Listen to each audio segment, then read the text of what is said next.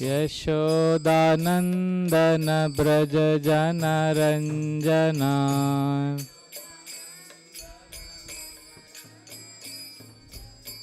यशोदानन्दन व्रज जनरञ्जना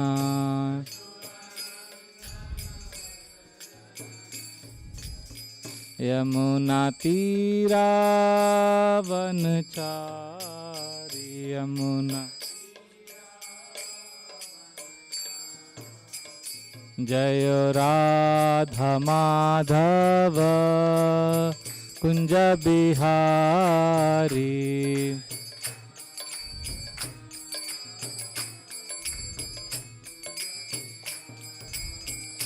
जय राधा माधव कुंज बिहारी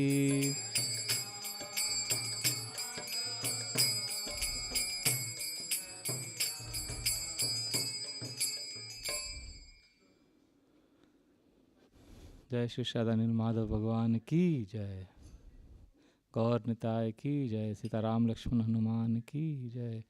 जगन्नाथ बलदेव सुभद्रा मैया की जय। लक्ष्मी नरसिंहदेव भगवान की जय।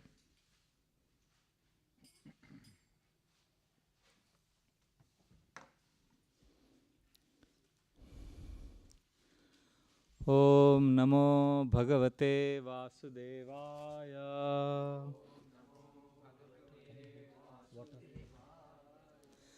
ओम नमो भगवते वासुदेवाय।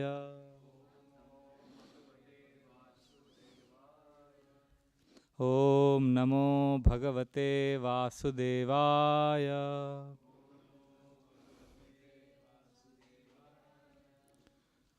नारायणं नमस्कृत्यं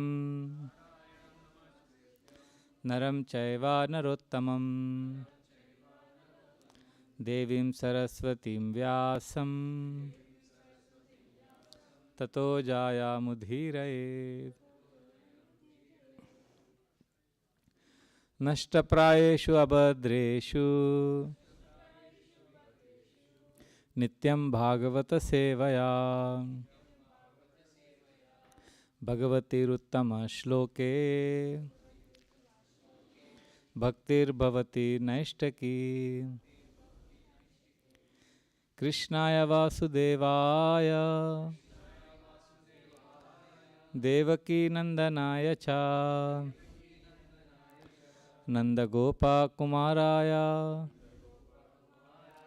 गोविंदाय नमो नमः। नमो पंकजनाभाय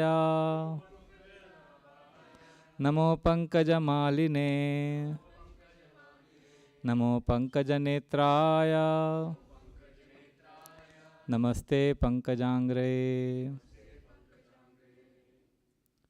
ओम अज्ञानतिमिरन्धस्य ज्ञानाञ्जनशलाकया चक्षुरुन्मिलितं येन तस्मै श्रीगुरुवे नमः। मूकं करोति वाचालं पंगुं लंघयते गिरिं यत्कृपातमहं वन्दे श्रीगुरुदीनतारिणं परमानन्दमाधवं श्रीचैतन्यमीश्वरम्।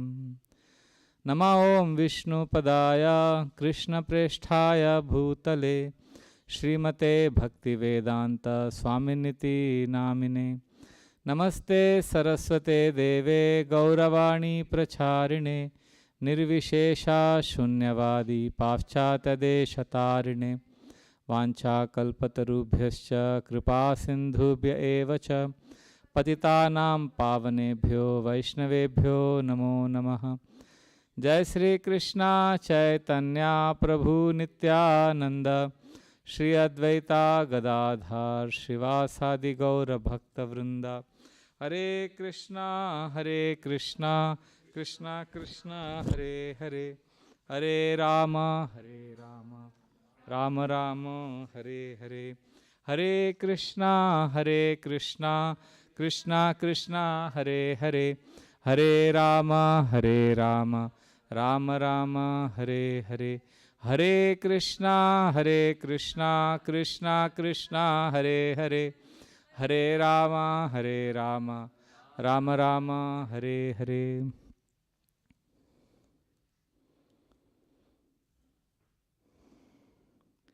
Yonta pravishya mama vachamimam prasuptan sanjivayata kila shakti dhara swadhamna anyam shahasta charana shravana tvagadin prana namo bhagavate purushaya tubhyam katanchana smrite yasmin duskaram sukaram bhavet vismrite viparitam sya Shri Chaitanya namamitam. Hare Krishna. Welcome all devotees to part 2 of our presentation and seminar on art of remembering Krishna. Yesterday we discussed part 1, where we spoke about how we can remember Krishna in social situations. We discussed how we can have 3 levels of appreciation by which we can actually see divinity in all our relationships and in all social situations. Today we will discuss how we can remember Krishna when we are alone, or what actually happens in our consciousness. So to understand today, so we will be talking about the 4 quadrants in which our lives are placed.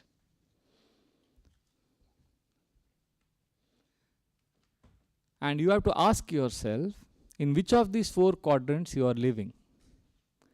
And then accordingly, you can move up to the higher quadrant. But before we go into the 4 quadrants, let us understand the main essence. We have so many rules and regulations we follow in spiritual life. But what is the essence of all the rules that we follow in Krishna consciousness? What is the essence of everything we do in bhakti? Who would like to answer? Yes, Prabhu. Yes. Sri Rupa Goswami says, Smartavya Fatatam Vishnu Vismartavya na jatu chit Sarva Vidhi Nishedasyur Etayoreva Kinkara. He says, always remember Krishna. Smartavya Satatam Vishnu Vismartavya na jatu chit. Never forget Krishna. All the rules and regulations are servants of these 2 rules. All Vidhi and Nisheda, all prohibitions and all positive rules are Kinkara, servant of these 2 rules. Always remember Krishna, never forget Krishna. Because sometimes devotees also get confused.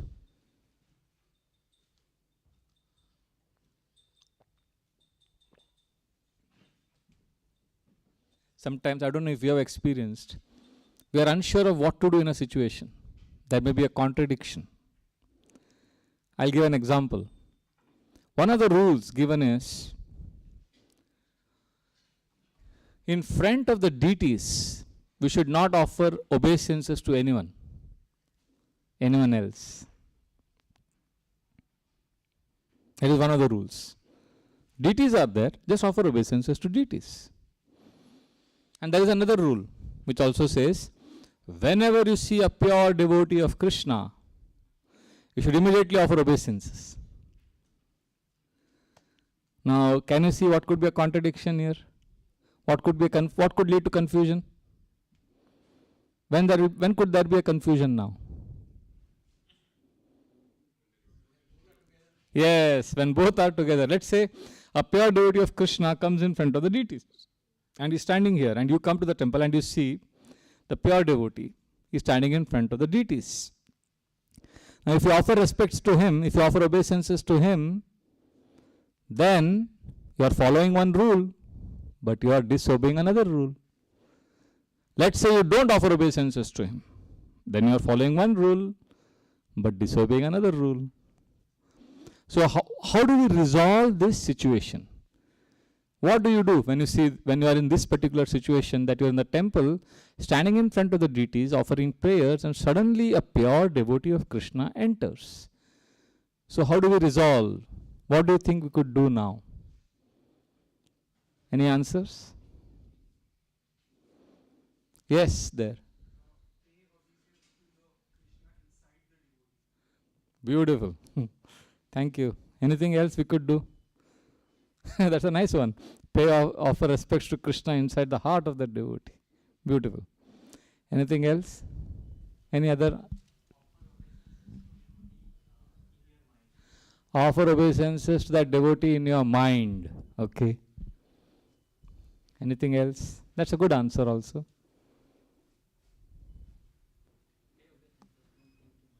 Pay obeisances, don't think too much. Beautiful, beautiful. It's very practical. Prabhuji has given answer. Yes, don't think too much about the rules. Just do it. Yes. Anything else? Pay obeisances to pure devotee. Simple, simple answer. Once this happened with me, I was in the temple hall taking darshan, and one very senior disciple of Srila Prabhupada, His Holiness Jayadvaita Swami Maharaj, came. And as soon as I saw him, I offered full Dandavat Pranam. And he looked at me and he scolded me. He said, "Don't you know? I am an ordinary living entity. In front of the Lord, you are offering obeisances to me. That's an offense." And I said, "Sorry, Maharaj, sorry." And next day again, I was standing in front of the detail and he came in. So, what should I have done? Now you have given so many answers. If I had met you before, I would have known what to do. But you know what is the right answer for this? According to our acharyas, all that you have said could be done, or you could do something else. That's not important. What is important is regardless of what you do there in that situation, what are you supposed to do? What is the most important? What did we discuss before I asked you this question? Always remember Krishna, never forget Krishna. So let us say you see the pure devotee and you offer obeisances and you immediately offer a prayer. Krishna, there is a rule that I am not supposed to offer respects and obeisances to anyone other than you. But this is your pure devotee, he is your representative, so I am offering him obeisances because he is your representative. So if you have offered this silent prayer, what have you done? You have remembered Krishna. Or let us say you don't offer obeisances, like I didn't offer obeisances when Jayadvaita Maharaj came in, because he had told me the previous day not to do it. If I had done it that day, without thinking, you would have got more upset. So I stood like this and I said, Krishna, right now I am disobeying one rule which says that we should offer obeisances to a pure devotee. But I am not offering him obeisances, please forgive me. So again what I have done here, I have remembered Krishna. So it is not exactly in this particular situation when there is a contradiction, you resolve it by, whenever there is confusion or contradiction, how do we resolve? By remembering Krishna. That is the essence of all rules and regulations. So therefore it's important that we don't forget this rule. Otherwise, we will follow so many rules, there are in India, especially India, people are very, very famous for so many rules. In South India, I come from, we have what is called as muddy. Muddy means, you have to be clean, pure, and there is so much emphasis on it that sometimes people get so attached to being muddy. Muddy means clean. If you've taken bath, nobody should touch you. Nothing, you should not touch anything else. And they get caught up with that so much that they forget that ultimately the purpose of all of this is to serve Krishna. Therefore, our acharyas have mercifully told us the essence is to remember Krishna, don't forget Krishna. And how do we increase and improve our remembrance of Krishna is what we will discuss now. I'm going to show you on the board 4 quadrants. You ask yourself, where are you most of the time? And can you move up? Okay? So I will ask you some questions and you have to be alert. Oh, you bought a board. Thank you. Hare Krishna.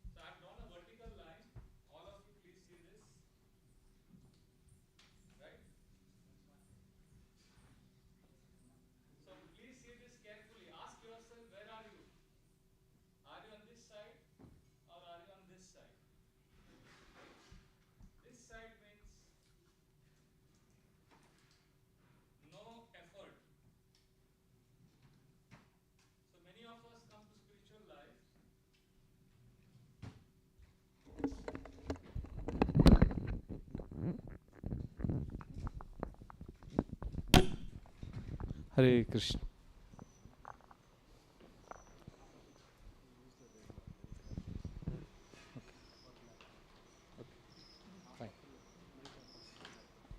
मैं कर लूँगा, अभी कर लूँगा.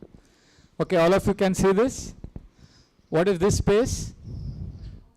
No effort means it's okay. So in spiritual life, many of us, we believe that just come to temple, don't have to do anything else, don't have to put any effort, Krishna will take care. So if you like this philosophy, then you are here. And you know which kind of people are here?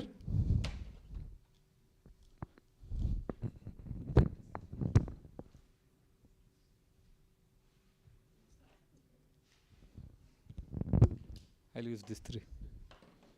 Don't worry, I'll use it, don't worry. So if you are on this side, what is your philosophy? I have to clean my heart. I have to chant lot of rounds. I have to do lot of tapasya. Then only I will go back home, back to Krishna. So there are some people who are very attracted to this philosophy, no effort. You know what? I don't know if you have heard this pastime. Prabhupada said, don't worry, even if you can't follow everything in Krishna consciousness. Just hold on to my dhoti. I will take you back home. Have you heard this pastime? I have a key to the back door, Prabhupada says. There is also a pastime where Prabhupada says, just eat. Our philosophy is we will go back home, back to Godhead by eating gulab jamun.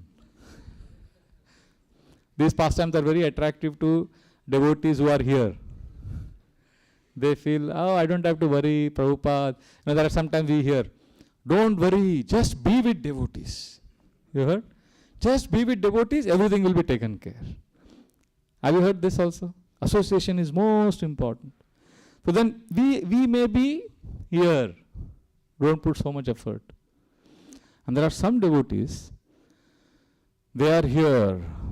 They are attracted by some shlokas in Chaitanya Charitamrita which says, Bhau janma kare yadi shavana kirtan tabu to na paye pade Krishna premadhan. The verse says, you may chant Hare Krishna for many, many lifetimes, still you will not get Krishna. The verse is basically saying how we have to really work hard to clean our heart. You can't be lazy. So these devotees will quote these verses. Those who are living here, they will talk about cleaning the heart of all the anarthas, becoming very strong and determined in bhakti. And those who are here, they like verses which say, just chant once Hare Krishna and all your problems are gone. So you don't have to answer me. I am giving you a few seconds to think. Where are you naturally situated? Are you naturally situated here or here? Is that okay? Everybody clear? Now we'll have to forget this for some time. Okay? Hare Krishna.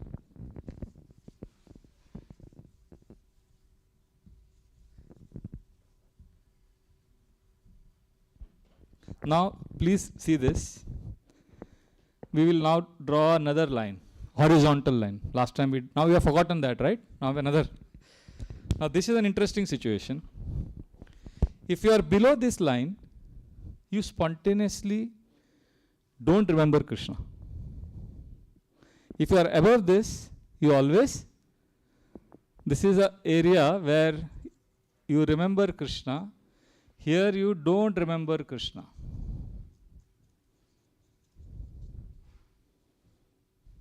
Like example, let us say, I know one devotee who lost his passport in one airport. From India, and in one European country he lost his passport.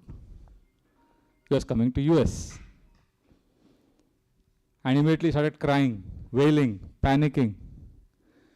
And after 5 minutes, 6 minutes, he got the passport back, miraculously. And then he was relieved. Then after he boarded the plane, after a few hours, he realized that in that entire half an hour of anxiety and panic, he did not pray to Krishna even once. He did not remember Krishna at all. So if we are like that, we are here, in this, below the line. Is it clear? If you are above this line, we are like somebody who spontaneously remembers Krishna. Like for example, you are crossing the road and there's a lot of traffic and you're saying, Krishna, help me, I want to cross the street. Spontaneously you remember Krishna in all situations. Like Srila Prabhupada's famous story. When he was a young boy, when he was a 3-year-old boy, he used to fly kites with his sister. So when he was flying kites, he would tell Krishna, Krishna, let my kite fly higher. Krishna, please help me. So what is Srila Prabhupada doing as a young boy? Where is he? Where is he? Above the line or below the line here? Above. So now you ask yourself, in your own life, again you don't have to answer me. Where are you spontaneously situated? Above this line or below this line? When you go through some sudden situation, do you spontaneously remember Krishna? Or do you don't remember Krishna?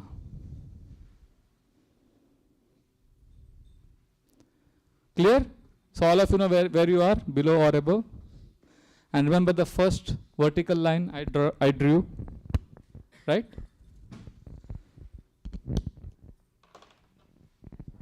So you ask yourself whether you are on this side. What is this side? No effort. And here we are putting lot of effort. So my dear Prabhus and Matajis and my dear children, we are all situated in one of these 4 zones all the time. You can be a very big sannyasi. You could be a small child. It doesn't matter. Your external positions don't matter. What matters is your relationship with Krishna. So this is the Quadrant 1. So what is Quadrant 1? What happens in Quadrant 1? What is the symptom of Quadrant 1? Who will say?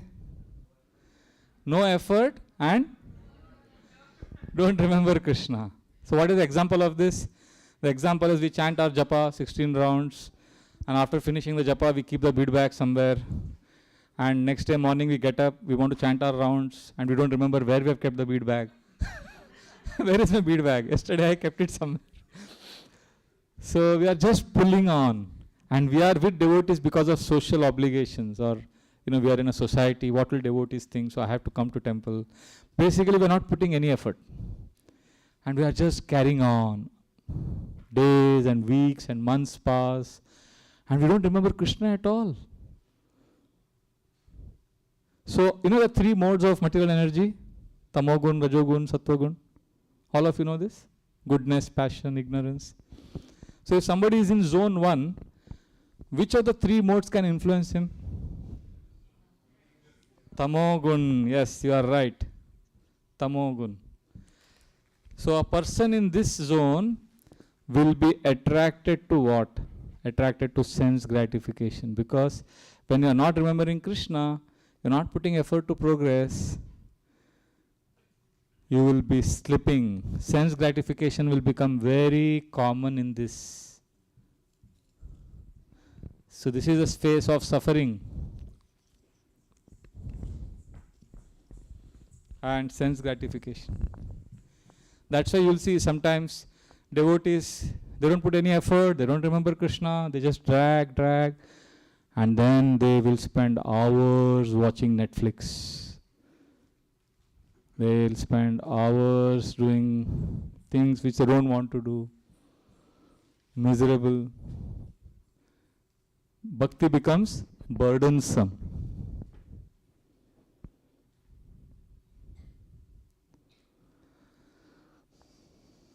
There are devotees who live in Quadrant 2 also. What is Quadrant 2? Lot of effort but no remembrance of Krishna. Lot of effort. Okay, I'll take up this projects, this services. So many things have to be done. Okay, now book distribution, now temple building, now this. But they forget that it is for Krishna. Like Prabhupada said, when he would hear book distribution scores, Prabhupada would say, very good, double it for Krishna. For next year, devotees would do double. But sometimes the devotees would forget what Prabhupada said, double it For Krishna we forget. We think of doubling. So what happens? Which mode attracts us? Passion. So those who are here, they are victims of Rajoguna.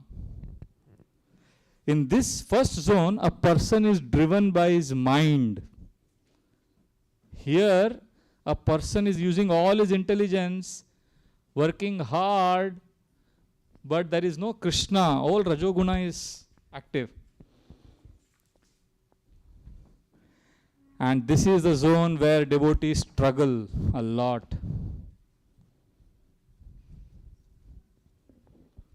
Lot of struggle.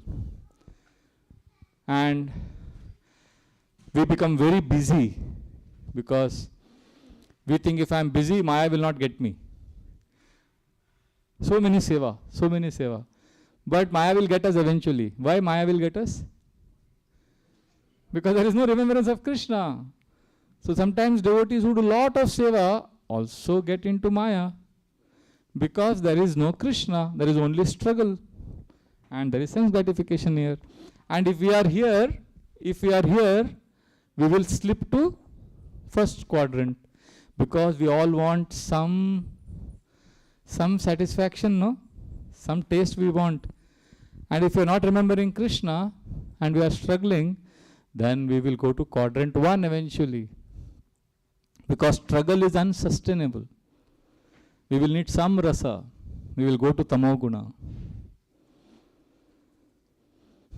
So we have seen this happen many times. Lot of struggle. Like I'll tell you one story. There is one group of devotees who chant 64 rounds on Ekadashi. Very interesting, inspiring, no? 64 rounds. And on some days they chant 128 rounds. And sometimes they chant 192 rounds. I'm telling you a true story. So one young boy was coming for my program. He said, Prabhuji, they are going to chant 192 rounds after a few days. It's a very big program. I will go there. I said, are you sure? He said, yes, Prabhuji, I want to experiment. He was like full of enthusiasm. But there was not devotional enthusiasm. It was passionate enthusiasm that I want to see what it is.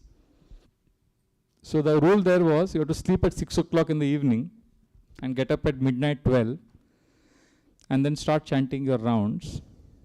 And then the next day, early morning, I think 12 o'clock they finish. It's like that. 36 hours they take because they have prasadam. And then of course you'll go to bathroom and all of that they've accounted for. So it's an intense program. So he did that. He was very excited. I'm going to do this 192 rounds. And he did that. And then after a few days after that program, he came to me and said, Prabhuji, I'm extremely disturbed. I said, what happened? He said, Prabhuji, I chanted 192 rounds with all the devotees. But you know what happened yesterday? I'm ashamed to tell you. I watched pornography. I did something horrible. I was like, I was not surprised, but he was like lamenting, crying. And then I said, wait, what did you do that day? On that particular day of 192 rounds, what was he doing? He was not remembering Krishna. He was simply going through the motions. And he was fighting, struggling. Oh, I have to do it, I have to do it. So when we are in this zone, you know what we are doing? We are constantly fighting. We imagine devotees are political. We start imagining, but there is no Krishna, no? So we start getting influenced by material energy. We start thinking, okay, those who are always living here, they're always looking at gaps to fulfill. I have to do this. Oh, I have to buy groceries. Oh, I have to do this. Always there is some gap and you are here and you have to fill that gap. That is struggle. It could be you could be planning to send a rocket to space, or you could be planning to buy vegetables, or somewhere in between. It is all struggle zone. Constantly struggling, the discrepancy monitor is on. You are trying to meet the discrepancy in your life. Does it make sense? 1 and 2. So many of us are in quadrant 1, some of us are in quadrant 2. Right? What is a healthy situation? Any guesses? What is the healthy situation? Quadrant 3. There is effort also, and there is which mode will now enter our life if you are here? Why sattva? Because there is intelligence and also there is the soul involved now, because remembrance of Krishna is an activity of the soul. And then from struggle, there is struggle here because you are putting effort, but along with struggle there is shelter or there is surrender. This is added to your struggle. You are remembering, Krishna, please help me. You know, when I was working in office, this is 25 years ago, and I was on my table doing my work, and my boss' cabin was next to mine. And I was shocked. On his table, he had a big photo of his pet dog, laminated. And I said, wow, what is that? He said, my pet.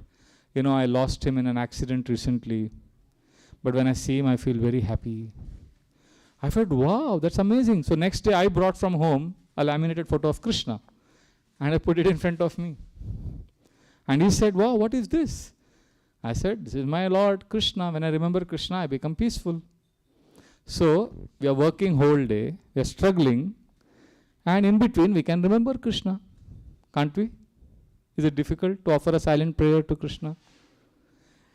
So devotees who are happy in Krishna consciousness, those who are going on nicely, they are here. They are struggling because struggle is the name of the game. You have to struggle.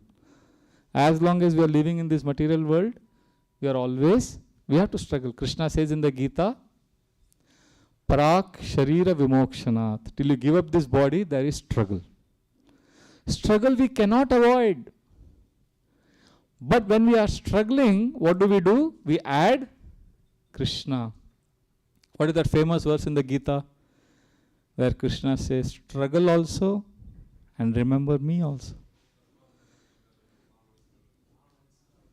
Yes. Tasma sarveshu kaleshu Mam anusmara yudhya cha mayarpita mano buddhir mame veshyasi asamshaya. Without doubt you will come to me if you sarveshu kaleshu, all time, mam anusmara, remember me, and yudhya cha, and fight also.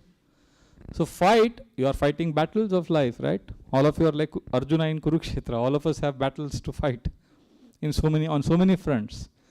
So we have to fight battles. But if you remember Krishna consistently throughout the day, then we are in Quadrant 3. And that will give us happiness. Do you know something? Do devotees suffer like the outside people? Do they also get tragedies in their life or no? We all go through suffering just like non-devotees. Somebody may say, oh, after coming to bhakti also you are suffering, then why should I come to bhakti? Because in bhakti there is Krishna when we are suffering. Krishna is next to us.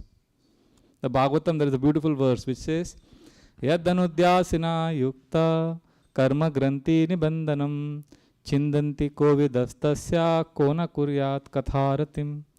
Yad anudyasina, remembrance of Krishna is asina. Asina means sword. So when you have a sword and you cut the ropes, similarly remembrance of Krishna will cut the sword of suffering. So when devotees remember Krishna, they are suffering, but that remembrance gives them little happiness. And that happiness makes suffering tolerable. And they suffer for the last time in this material world. Therefore, this is the zone where we want to live. And some of us who always live here, you know what Krishna will do? You know what Krishna will do if you always live here? Can you guess? If we always live in Quadrant 3, what will Krishna do in our life? Any guesses? Uplift means? Krishna will push us to come here. What will happen here? What is happening here? No effort means you are not trying anything, but what is happening? You are totally surrendered to Krishna. Here there is remembrance of Krishna, but not your effort, which means, which mode is operating here? Shuddha Sattva, it is beyond the 3 modes. So here it is not your mind driving you, it is not your intelligence, it is not intelligence plus soul, it is all about the soul. And there is suffering here, sense gratification, there is struggle here, there is struggle plus shelter here. And what is happening here? Only surrender. You know who lives here? Pure devotees. Srila Prabhupada lives here. You know, it is like, imagine a chariot, driving a chariot with many horses, 5 horses. For those who are living here, they are compared to who in this chariot? What is happening in their chariot of their life? Who is driving the chariot? Means horses are going wild and they are helpless. And then they come to Hare Krishna movement.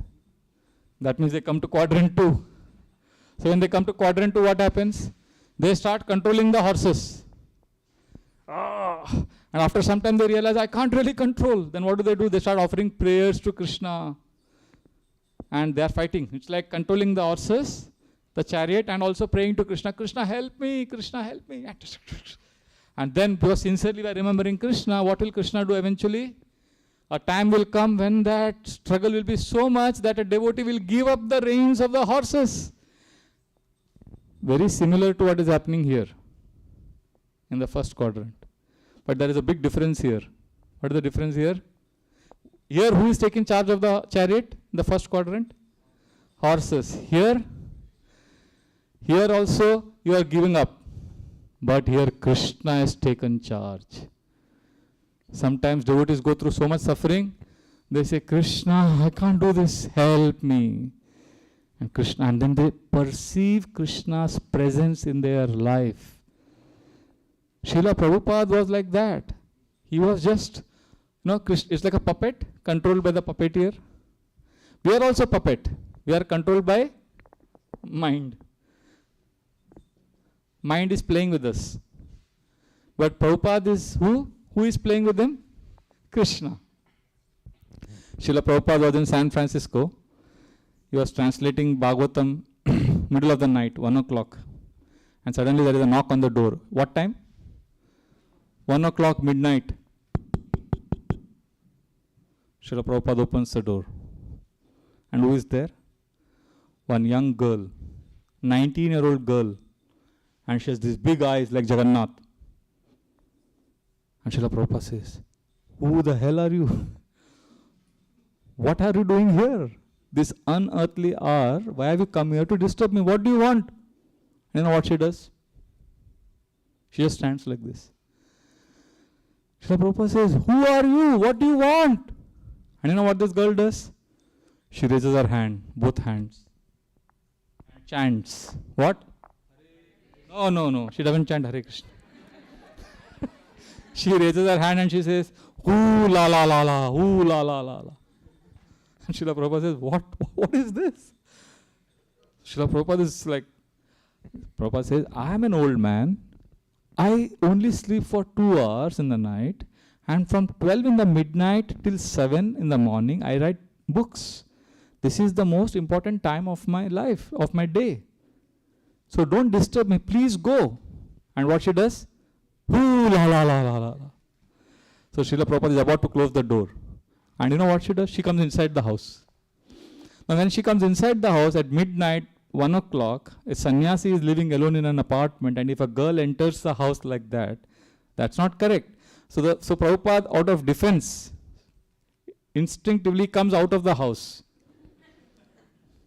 as a defense. And when he comes out of the house, this girl also comes out of the house, and she pulls the door, and it is a self-locking door. And Srila Prabhupada doesn't have the key. So now this girl and Prabhupada are locked out of the house at 1:30 in the night. And Prabhupada says, what have you done? I don't have a key. And she just stands like this. Ooh, la, la, la. And Srila Prabhupada says, now what to do? So he walks somewhere, and this girl walks with him. And then he goes somewhere else. She's just with him all the time. So then Srila Prabhupada says, Mukunda, he has a key. I think extra key of this. Mukunda is the first disciple of Prabhupada, Mike Grant. He is now known as His Holiness Mukunda Swami Maharaj. He stays in Australia right now. So at that time he was Mike Grant. Oh, Mukunda, Mike Grant, he has a key, extra key. But where is his house? Maybe there. Wherever Prabhupada is going, she is following him. And then finally he knocks on one door and Mukunda is there, and Mukunda is shocked to see this young girl with Prabhupada. Swamiji, who are you? What are you doing here? And she looks at Mukunda and says, ooh la la. And Mukunda is bewildered. And then Prabhupada explains to him what is happening. And Mukunda says, yes, Prabhupada, I have a key. So then he gets the key, opens the door, Prabhupada goes in, and then Mukunda scolds that girl and drives her away. And there's a big drama. Prabhupada closes the door, he comes back to his room. The entire episode took total 2 hours. 1 a.m. to 3 a.m. And then Prabhupada, if this incident were to happen with you and me, we would be so shaken, right? You know what happens to Srila Prabhupada? He is completely unaffected. He goes back to his table and starts translating as if nothing has happened. And then, what does he do? At 7 o'clock, he comes down for Bhagavatam class. He sits on the Vyasasana. Radha Madhava Kunja Bihari. He chants. And then he opens his eyes and looks in the class. And guess what? That girl is sitting in the class. And she has sobered up because the previous night she was high on LSD, drugs, and she was in hallucination. And now kind of the drug effect has worn off. So she is peaceful and she is sober and she is in the class. And look at Srila Prabhupada, amazing fearlessness, confidence and dependence on Krishna, absorbed in Krishna, controlled by Krishna. He's totally unaffected. He looks at that girl and Srila Prabhupada's eyes become big and he looks at her and says, ooh la la la. Srila Prabhupada says that. And everybody laughs and that girl blushes and the life continues as usual. Crazy, isn't it? I mean, if you think of it, this is a 70-year-old man who has gone to America and he is completely fearless. This is happening because somebody else has taken charge of his life. Just imagine if this were to happen to you.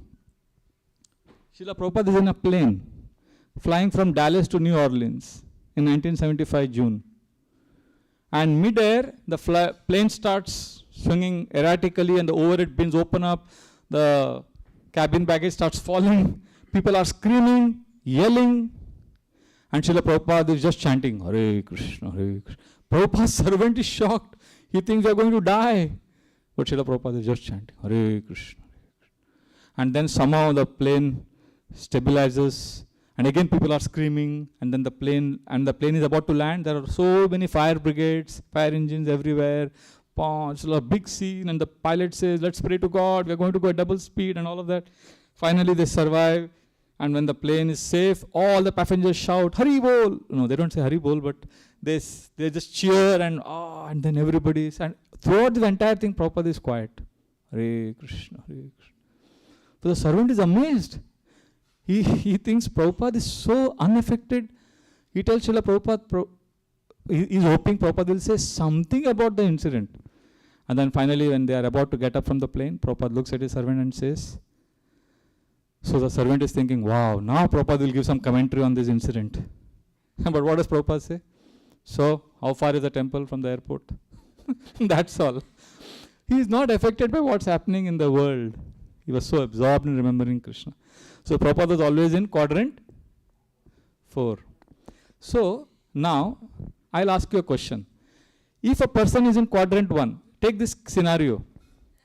If a person is in quadrant 1, generally, and is driving his car in a highway here in America, and suddenly his car breaks down, what will a person who is in quadrant 1 react? What will he do when he is in quadrant 1? If he is a quadrant 1 person, how will he respond? How will he react when his car breaks down?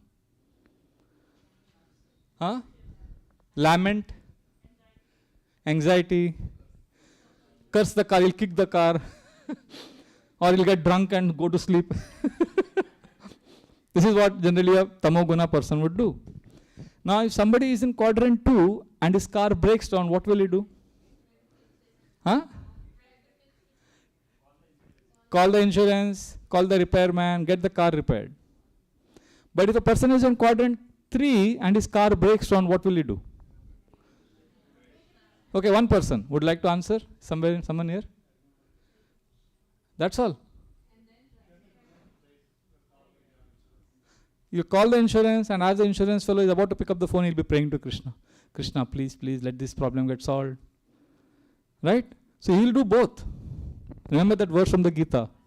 What does Krishna say? Mam Anusmara and Yuddhacha.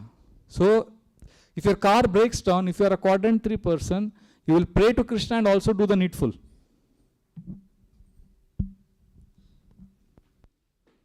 You know, this is what you will do. But imagine you are not in the car. Imagine you are on a plane. And the pilot announces, ladies and gentlemen, the engine is failed. So now the plane is going to jump to conclusion. So we all have parachutes. All the best. So then what will you do? Whom will you call? Hare Krishna, Krishna Krishna, Hare Hare, Hare Ram, Ram Ram, Hare Hare. So at that time, you can't be in quadrant 3. You have to go to. See, when Draupadi, all of you know this story from Mahabharata, Draupadi was disrobed and she prayed, Govinda Damodara Madhaveti, and Krishna came as sari. But you know how the story actually, how the story begins? In the Mahabharata, it is a description that when the messenger of Dushasana enters a room, and he says, you have been lost in the gambling match. Draupadi is in the room. She gets news that she has been lost in the gambling, called in the assembly. What is Draupadi's first response? What does she first do? Anybody knows?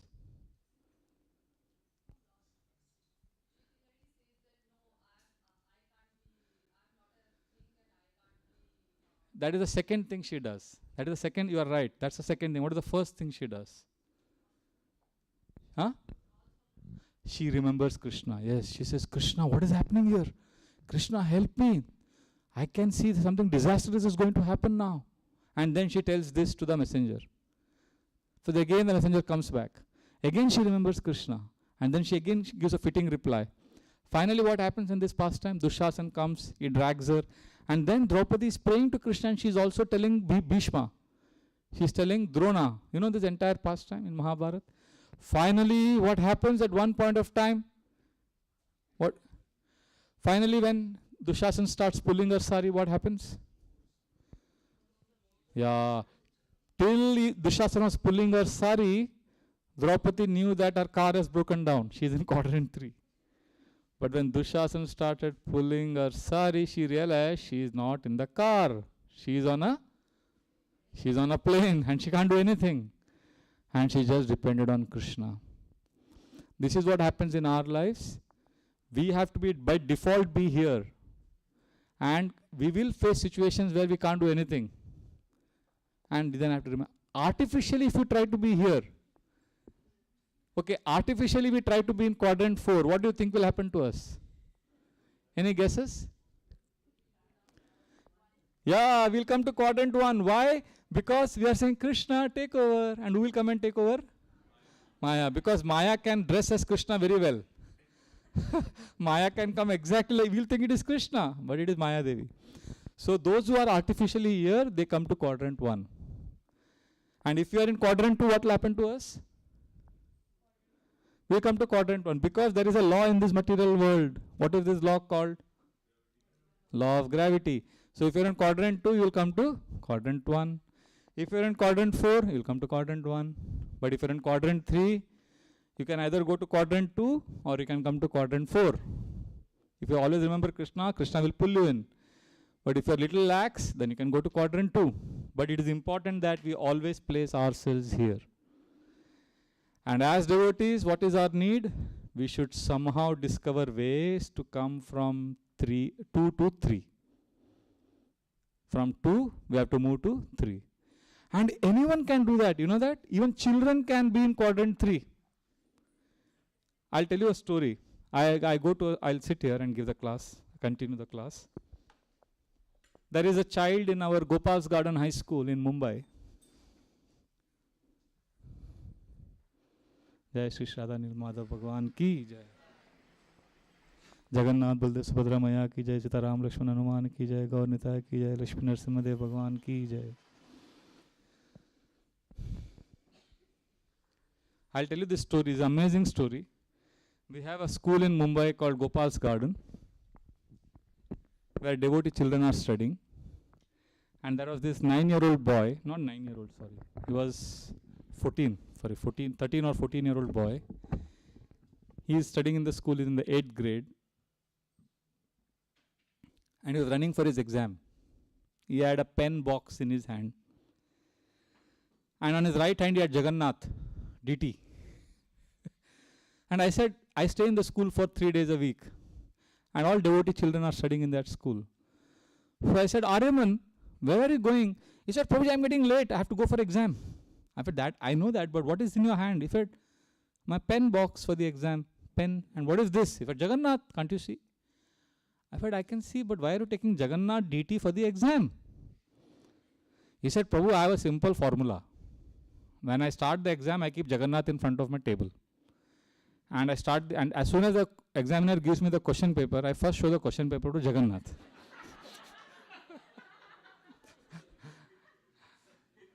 And then see all the 2-3 pages. And then I start writing the answer. Then I see the question paper. Then after I complete the answer paper, before submitting it to the examiner, again I show the answer sheet to the DT. Jagannath, see, this is what I have written. Now you please take care. And then I give the answer sheet to the examiner. I said, wow. Then I met his mother the next day. I said, Mataji, your son is amazing. What have you taught him? How did you taught him an amazing thing? And she said, I have not taught him this. He has picked it up on his own. She said, I and my husband have only taught him to love Krishna and remember Krishna. And he has devised his own creative, unique way of remembering Krishna. What has this child done? He is now living in Quadrant 3. What an amazing way. So we can discover our own unique ways to be and to live in Quadrant 3. Somehow, like, I know some devotees who write journals, like I myself write. I find that an amazing way to remember Krishna. There is Srila Prabhupada's lecture, August 14, 1973 in Los Angeles, where he is telling devotees, these are the exact words, write, write, write, write. He's saying 4 times. Just write 2 lines, write 4 lines, write something. This is remembrance of Krishna. So this is the way of being in Quadrant 3. But when you write a prayer, your mind slows down. Like when you love someone, you write a letter, no, on a card. Or nowadays they just send emojis. But earlier days they used to write letters and give a card. So that writing is increasing your love. So that is one way of remembering Krishna. Another way is singing bhajans. For some it is studying Bhagavatam. So can you take prayer breaks? Can you connect with Krishna throughout the day and live in Quadrant 3? And if we do that, then what will happen is our lives will become auspicious. And we'll be able to eventually follow Rupa Goswami's instruction. What is his instruction? Always remember Krishna, never forget Krishna. And then as we increase and improve our remembrance, Krishna will put us in unique situations where life will get so overwhelming that we will be dragged to Quadrant 4, where Krishna will take charge. And then we will experience another level of Krishna consciousness. So I would like to pause at this moment and we can have some discussion, some churning, some comments or questions, and we'll take the discussion further. Any questions or comments regarding what we have discussed so far?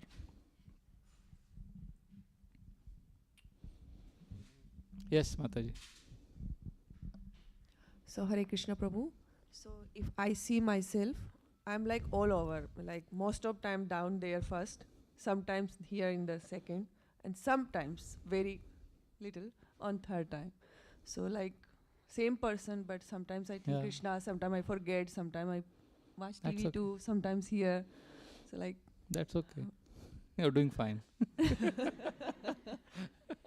You're doing fine. This is an exercise just to do. What we have done today is just to remind ourselves. See, we're all sadhakas.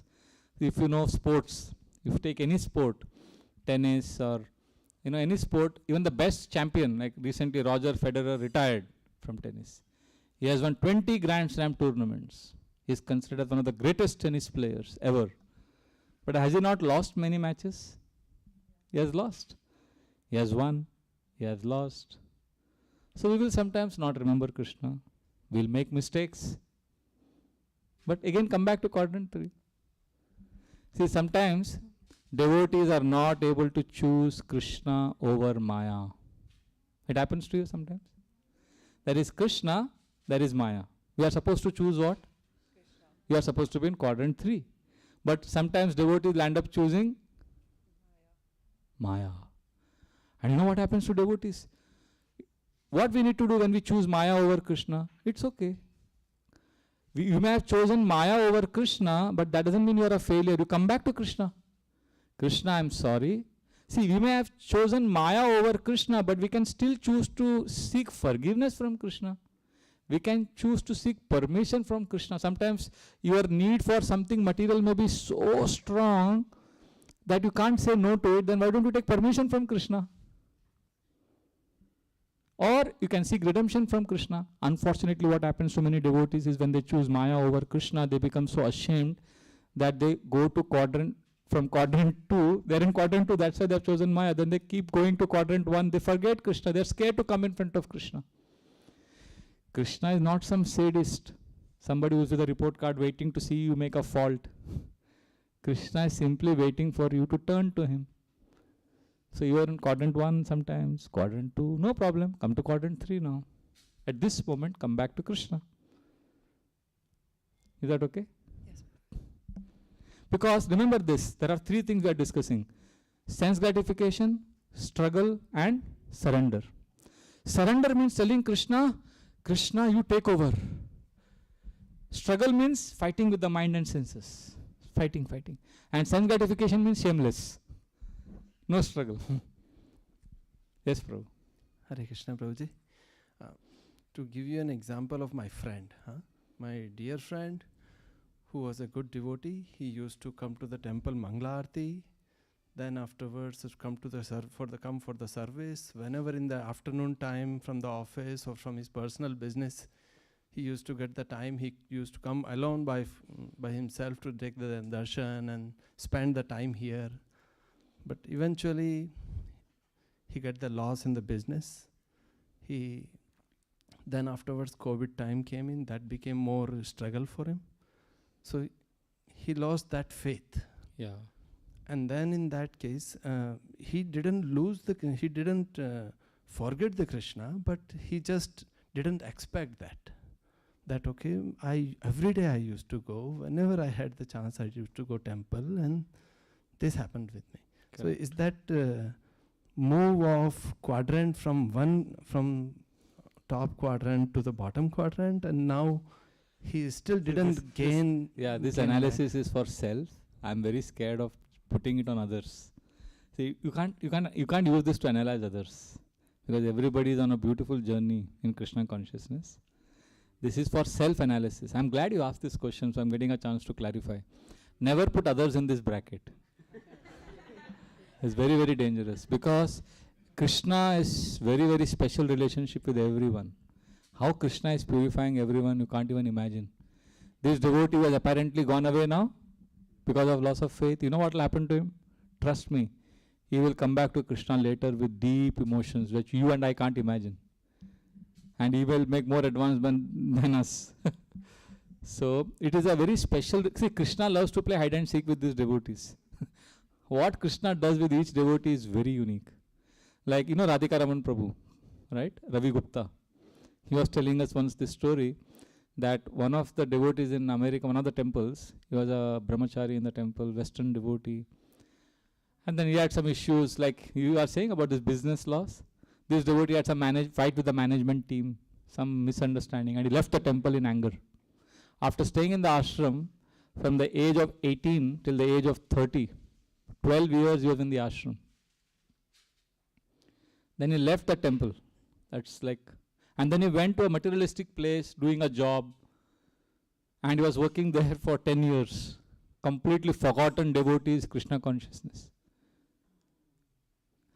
And then one day in the office where he was working, all of them said, "Oh, today we are all going to the Hare Krishna temple for a picnic, for just sightseeing." And he heard, and immediately the memory came back. He said, "Well, I'm not coming, all of you go." But then they said, "You can't be a spoiled sport, we're all going, you should also come." He said, "No, I'm not coming." And then one of them knew that he was, for 12 years he had stayed in an ISKCON temple and all of that. So they said, for 12 years he was there, and last 10 years he's out of ISKCON and all that. So then they became more determined to take him. So he said, "No, I'm not coming." So then finally they convinced him. So he said, "Okay, I'll remain in the car. All of you go and come back." They said, "Okay." So they went. It was the evening kirtan time, Gaur Aarti time. So all the office colleagues went inside the temple and were sitting inside the car. And then one of his colleagues said, just come near the temple courtyard, just be there." So he said, "Okay." And he came there, and then something happened, and then finally was outside the door of the temple all. And then somebody said, "Come in." And all this while his memory was coming back. Okay? And then finally entered the temple hall, and what does he see? Gaur Aarti. And then he remembered all the kirtan he took part in. And that Aarti was going on. And the pujari, after offering flowers to the Lord, what does he offer? In the Aarti, after offering water, Argya, Padya, Pushpa, then Chamar. So the pujari took the Chamar. And this man, before he left the temple, used to do pujari seva. And when he saw the Chamar, all his memory came back and he broke down. And he started crying. And then he sat on the chair, crying, the 10 years, Krishna, where did I go? Why did I leave you? And then his friends came back and they were saying, "Let's go now." He said, "You all go, I'm staying back." And he stayed back, and since then he's been in the temple doing devotional service, doing much, much more devotional service than before. So Krishna consciousness is very, Bhagavatam says this.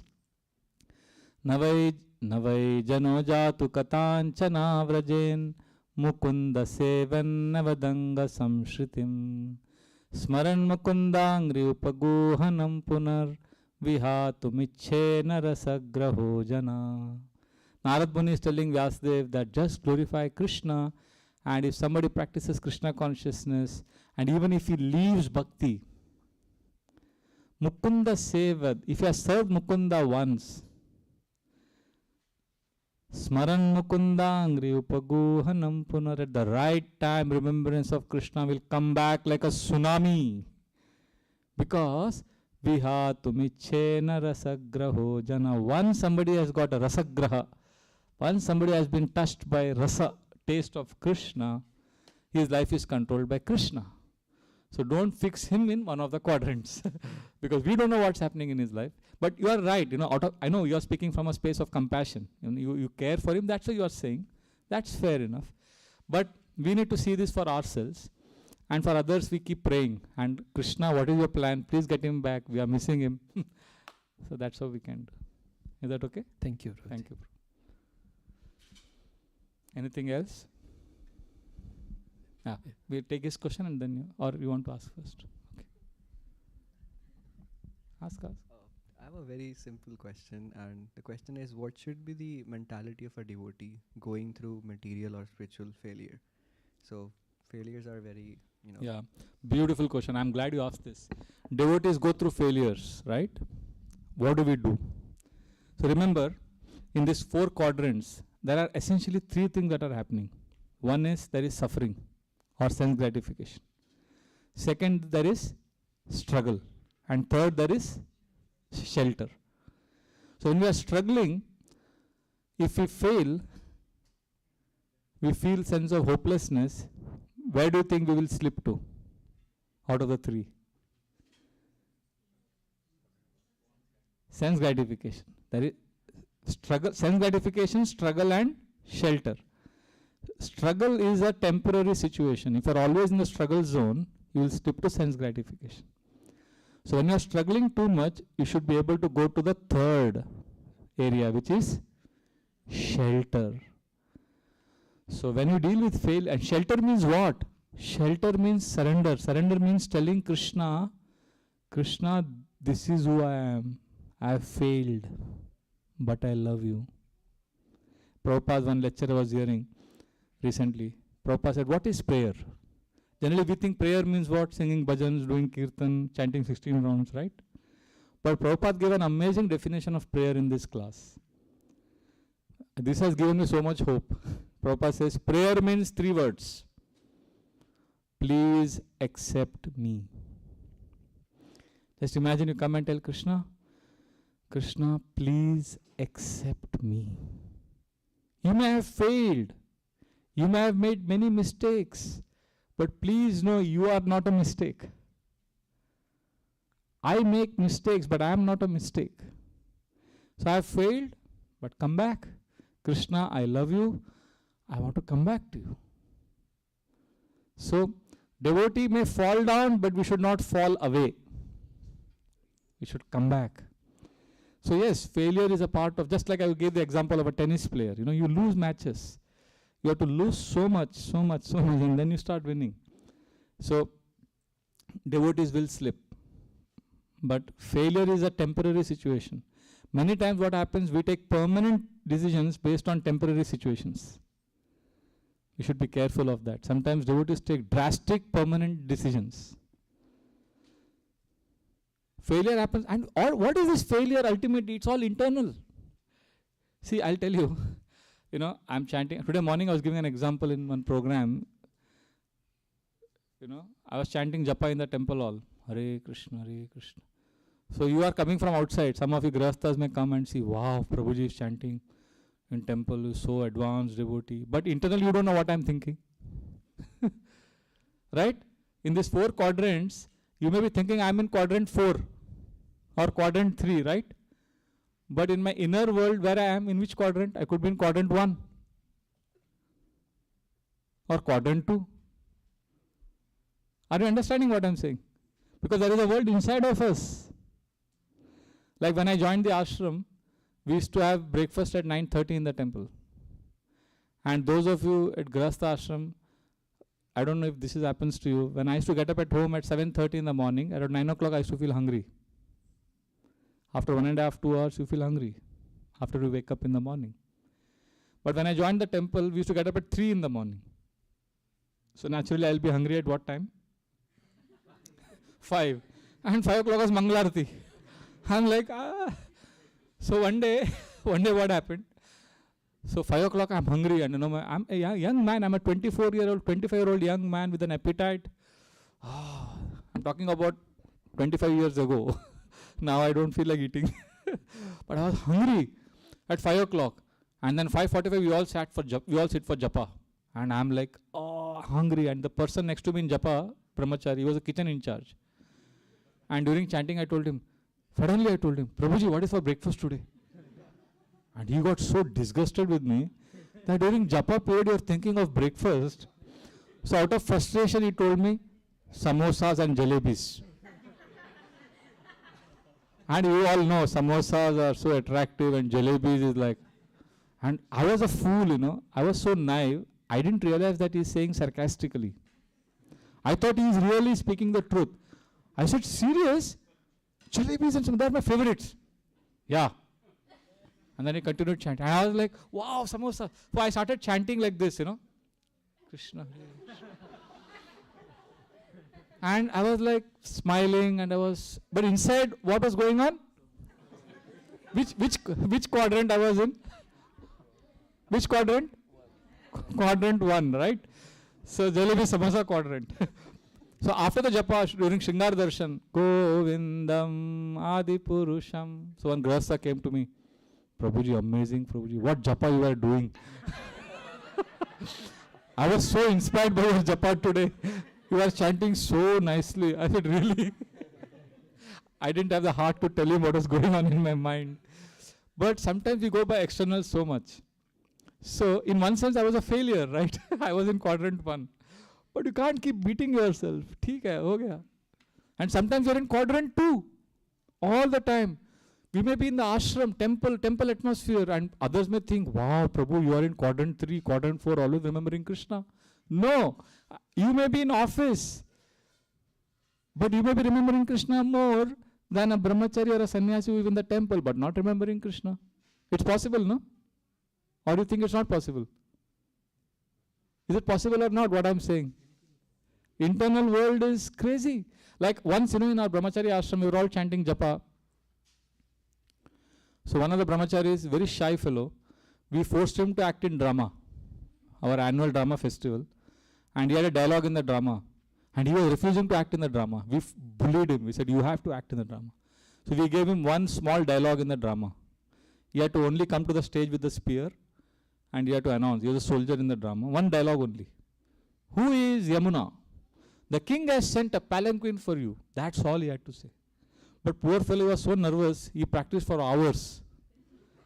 And finally on the evening before the drama, for 2 hours he practiced and he perfected it.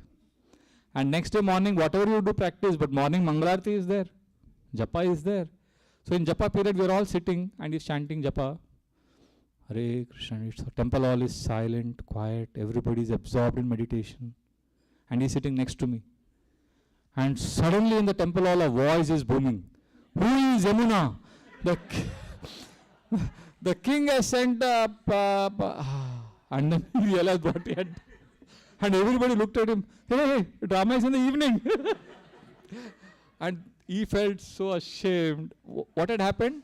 The struggle was so much in the inside that came out outside. So, many times in our inner world, we are in quadrant 1 and 2 only. So this entire seminar was for our inner world, not for the external world. So, failure, what is failure? Forget it. You may be in quadrant 1, 2, but any time, any moment you decide, you can go to quadrant 3. So, don't have to worry too much. And then, wherever we are, we come back to Krishna. Like your GPS, GPS announces, that lady announces, turn right, turn left. And if you take a wrong turn and go, does she chastise you? She again gets the map, right? She says, now take a U-turn, or say, take this turn, right? So it is like GPS. Krishna is waiting. Krishna will never, Krishna is okay. You come back now. There is no failure in that sense. Is that okay? Sorry. Thank you, Prabhu. So we got into our ashram. I started revealing a lot of secrets from the ashram. Yes, Prabhu. Hare Krishna, Prabhu. So, Prabhu, for remembrance of the Krishna, sometimes remembrance can be good, pure. Other times remembrance can be just for me. Krishna, I have a backache. Krishna, I have this. Krishna, I have that. Now, how to deal with that? Because actually, that's not remembrance. Beautiful question. He's saying sometimes we ask Krishna for so many petty things. Krishna, I want good prasadam today. See, we have to remember the Dhruv Maharaj pastime. Okay, I'll tell you my own story. Now that we are revealing a lot of secrets from the Brahmachari ashram of Chowpatty, I'll tell you one more. See, when I joined the ashram, I was having the same question like you. Like you are saying, Krishna, I have a backache, I have a headache, like that. So what my problem was, I was from a very academic background. I had studied economics for 7 years. And I was always wanting, academic. When you're in academics, you always want to get more marks, get good grades, all that. So I joined the ashram and we used to have monthly Bhagavad Gita exam. And I became obsessed with getting highest marks in the exam. I wanted to come first in the exam. I wanted to show to everyone that I'm from a very good academic background and I can. So I used to memorize Gita verses and everything. And after all that study, and the final results would come. And I would see first rank was Rohini Priya Prabhu, second Gaurang Prabhu, and third Vraja Bihari. And I was like, I want to come first. So I would read more. And I wanted to get more than Gaurang Prabhu and Rohini Priya Prabhu. I was like, I want to come first. So every time I would be memorizing verses, even in the toilet and bathroom. I have to memorize, I have to come first.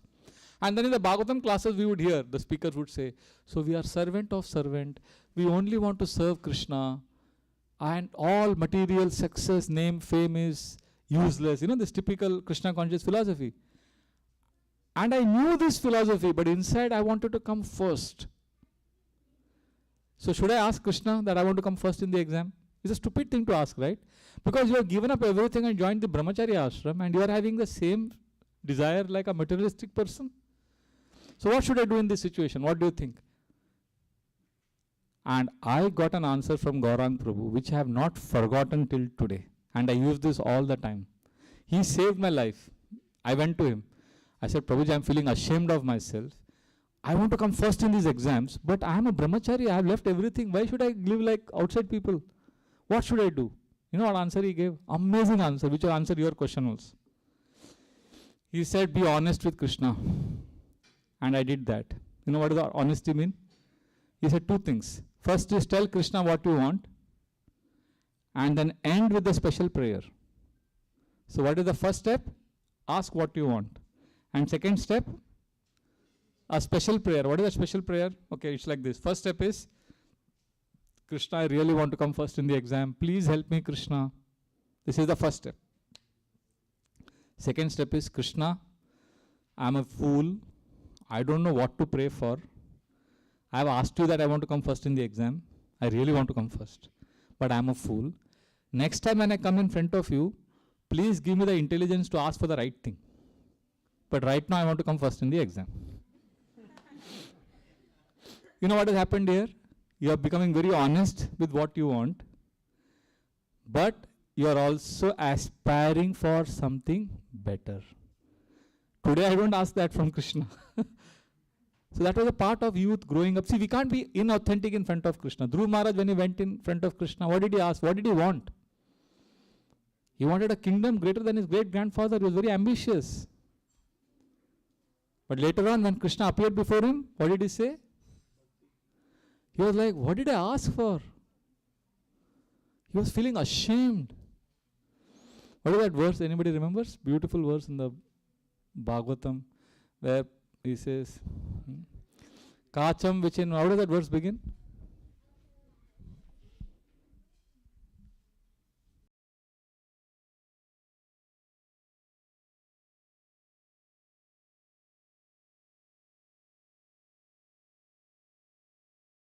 Vichinvan api divya ratnam swamin kritartosmi varam nayache. He tells the Lord, my dear Lord, how does the verse begin?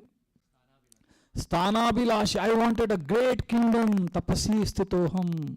I did tapasya for that. But now what happened? Tvam praptavan deva munindra guhyam. I got you, which is difficult for great devotees, demigods and great munis. My God, what has happened? Kacham vichinvan api divya ratnam. I was looking for a broken pieces of glass and I got a precious diamond. Swamin kritartosmi varam nayache. Now I don't want anything else, my dear Lord. I just want to serve you. This prayer was from a very authentic space. Initially he wanted a kingdom greater than his great-grandfather. He prayed for it and purified his heart. So we can also ask Krishna, Krishna, I have a backache.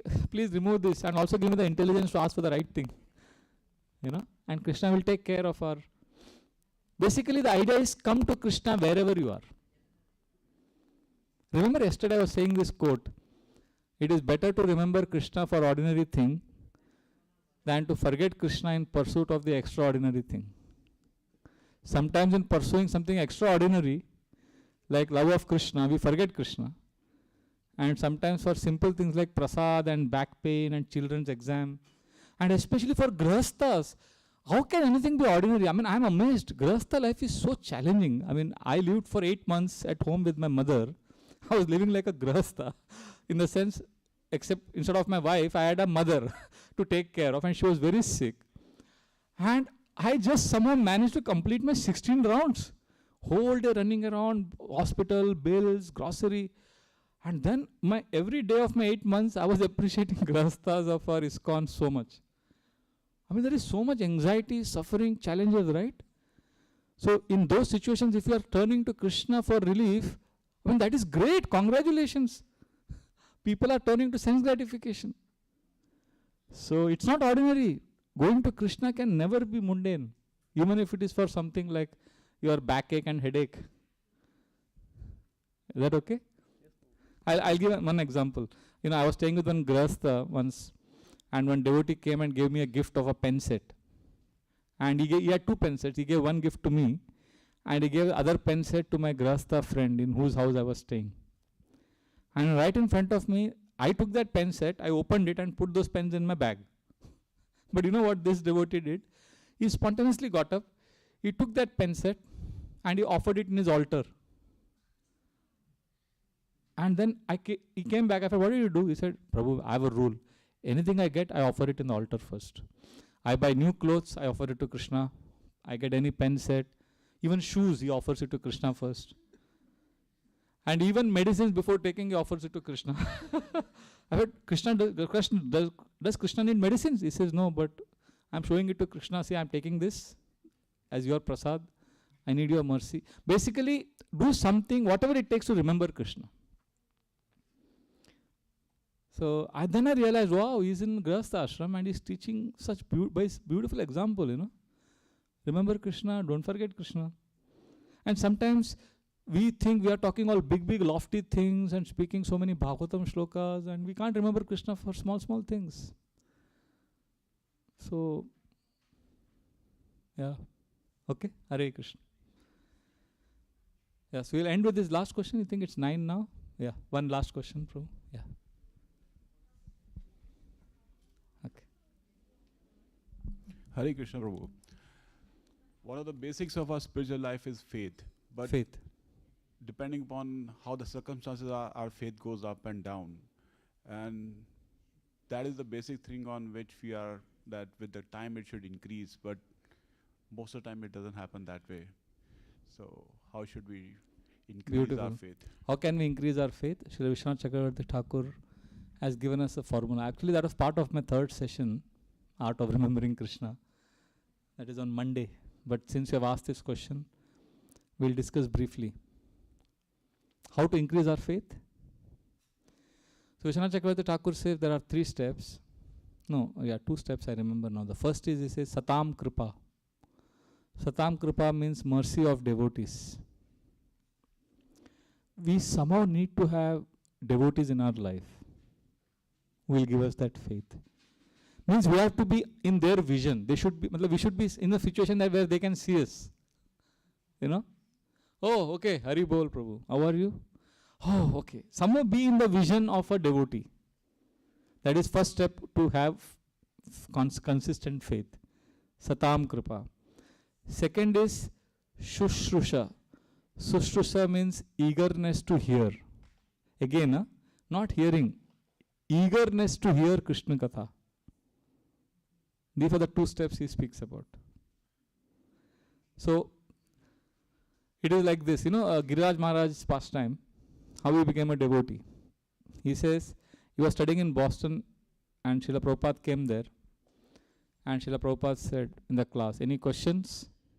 And Giriraj Maharaj was a young student. He said, how can I know who is a true guru? And Srila Prabhupada's answer, famous answer. Srila Prabhupada said, it depends whether you want to become God or whether you want to serve God. And he felt, how did Prabhupada see through me? And because Giriraj Maharaj in his room where he was staying, as a young student, he had put up a big poster which said, you are God. So he felt Prabhupada saw that poster. And Prabhupada is telling him, why you have put that poster. So he was totally shaken that Prabhupada came to know that I have put this poster, so he got completely shaken.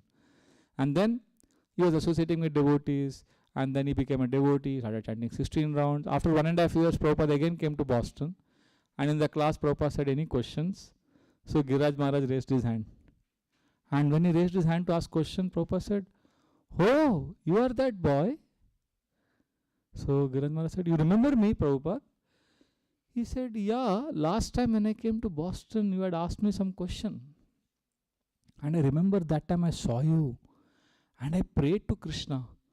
Krishna, this is such a nice boy. Please make him a devotee.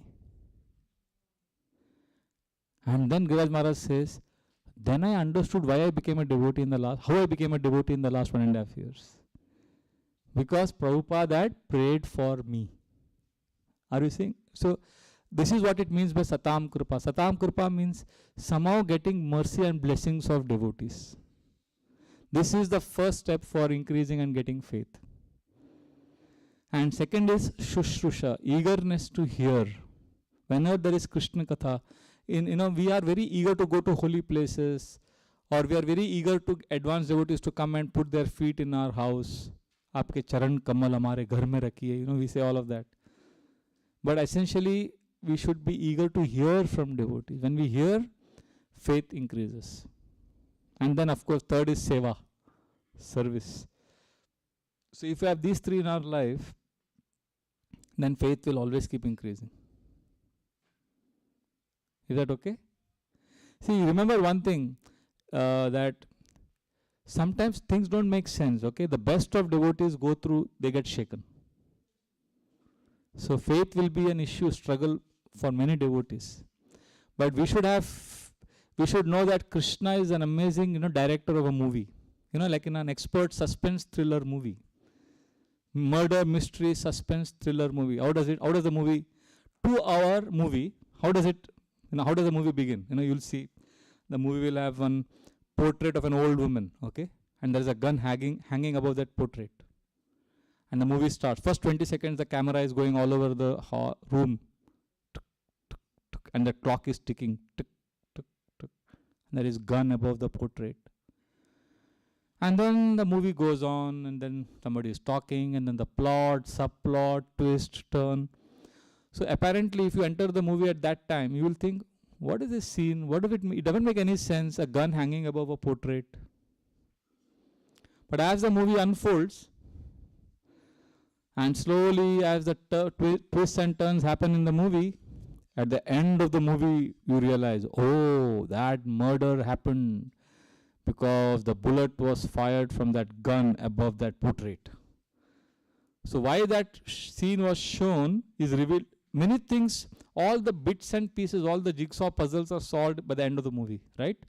That's a good movie, where everything has a reason, right?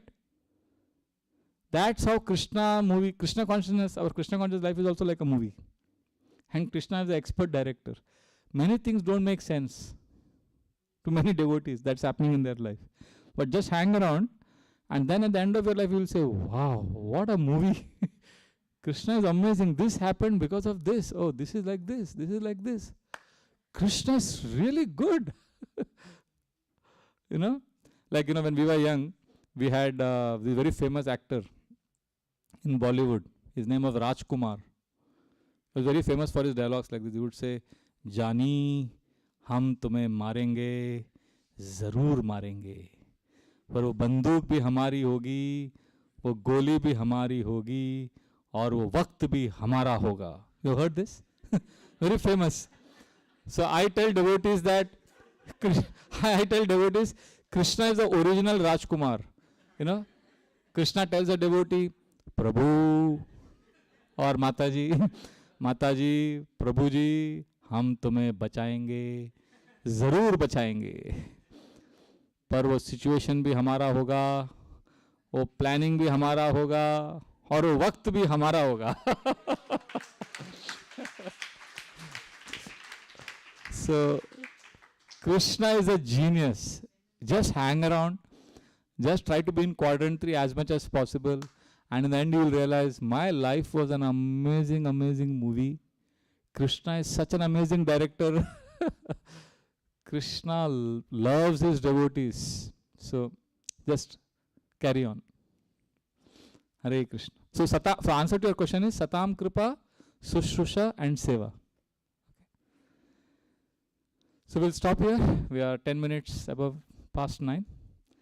Thank you very much for your kind attention. We'll meet again on Monday for the third part. Srila Prabhupada ki jai. Granthra Srimad Bhagavatam ki jai.